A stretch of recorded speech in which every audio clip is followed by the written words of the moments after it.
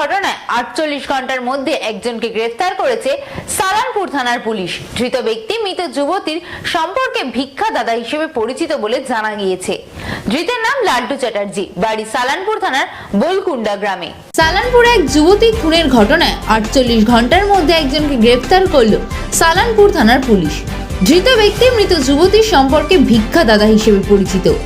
ধৃতের নাম লাল্টু চ্যাটার্জি, সালানপুর থানার বোলকুন্ডা গ্রামের বাসিন্দা বলে জানা গেছে। গত বৃহস্পতিবার সালানপুর থানার মাধাই চক থেকে বোলকুন্ডা যাওয়ার রাস্তার পাশেই জঙ্গলের মধ্যে পড়েছিল মিঠু রায়ের অর্ধনগ্ন দেহ। ধৃত খুনের ঘটনা স্বীকার করলেও পুলিশের প্রাথমিক অনুমান সম্পত্তিজনিত কারণেই এই খুনের ঘটনা ঘটে থাকতে পারে। পুলিশ ঘটনা তদন্ত শুরু করেছে। আজ ধৃতকে আসানসোল আদালতে তোলা হলে পুলিশ ধৃতকে নিজেদের হেফাজতে নেওয়ার আবেদন জানাবে তদন্তের স্বার্থে। আমি বলতে চাই যে আমার যে ভিক্ষা ছেলে সে হচ্ছে খুব নির্দোষ ব্যক্তি, সে একবার নির্দোষ, সেই কেসের সঙ্গে কোনো ইনভলভ নয়। কেন যদি খুন করে তাহলে সে আমার বাড়িতে ডেলি আসছে, মঙ্গলবার থেকে মঙ্গলবার, বুধবার, বৃহস্পতিবার প্রতিদিন আমার বাড়িতে আসে, প্রতিদিন আমার বাড়িতে খাওয়া দাওয়া করে তারপরে নিজের বাড়িতে যাই ছেলেটা। তাহলে কি পুলিশ প্রেসার দিয়ে একবারে প্রেসার নিয়ে আমার বৌমা গেছিল কালকে, বৌমা আমাকে বললো ভিক্ষা বাবা ঠেঙা বেড়া খুব করেছে। হ্যাঁ, পুলিশ তাহলে পুলিশের চাপে ও স্বীকার একেবারে পুলিশের চাপে, মানে ও নির্দোষ। হ্যাঁ নির্দোষ।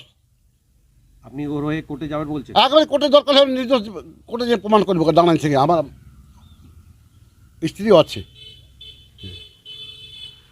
তাহলে ও যে বলছে যে আমি খুন করেছি বলছে, কিন্তু জোর করে যদি আমাকে ঠেঙায়, আমাকে যদি 5 জন মিলে ঠেঙায় থানার ভিতরে, আমাকে তখন মেয়েদের ভয় আমাকে লিখতে বাধ্য। তাহলে কি আসল খুনিকে আসল খুনিকে ওরা ধরছে না, আড়াল করে দিচ্ছে পুলিশ? একেবারে পুলিশ আড়াল করছে আসল খুনিকে। আপনার ছেলের নামে যেটা ভিক্ষা ছেলের নামে তাহলে ফাঁসানো হচ্ছে? একেবারে ফাঁসানো ওকে। মানে আমার ভিক্ষা ছেলে আমার বিষয় সম্পত্তি যা কিছু দেখাশোনা করে, যা কিছু দেখাশোনা করে, তাতে হয়তো কিছু মানুষের গ্রাজিং হতে পারে, তা বলে দিচ্ছি। তাদের এমন গ্রাজিং হচ্ছে যে এই ছেলেটা যখন দাঁড়াচ্ছি এসি তখন তাদের অসুবিধা হয়ে যাচ্ছে, বুঝলেন তো? তারা কি আপনার পরিবারে যারা? হ্যাঁ, গায়ের ভিতরে বটে, পাহাড় গ্রামের ভিতরে কে হতে পারে। কিন্তু আপনার ছেলে এই ভিক্ষা ছেলে খুন করেনি? একবারে খুন করে নাই, আমি আপনাকে জোর গলায় বলছি।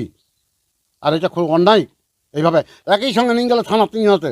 ভিক্ষা ছেলেটা লাশ জোলাই এলিও, একই সঙ্গে এলিও কালাতে হসপিটালে তদন্ত ইয়া হলো, সব কিছু হলো, হসপিটালে যা ওটা হবার।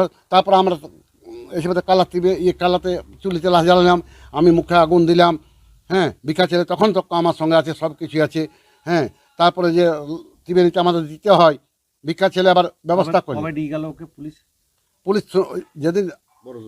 যেদিন আপনার দাহ করলেন? হ্যাঁ, দাহ করলাম সন্ধ্যার সময় এলিও, এসে বলে চলুন। আমি এবং ওনাকেও নিয়ে গিয়েছিল, ওনাকেও নিয়ে গিয়েছিল। আচ্ছা, আমাকে লালটুকে নিয়ে গিয়েছে, তা আমি বললাম লালটুকে কোথায় রাখিলেন? বলছে না, ওর বাড়িতে পৌঁছাই দিলাম। তারপরে আমাদেরকে পৌঁছা, আমরা এসে খবর নিয়েছি না লালটুকে পৌঁছাইনি।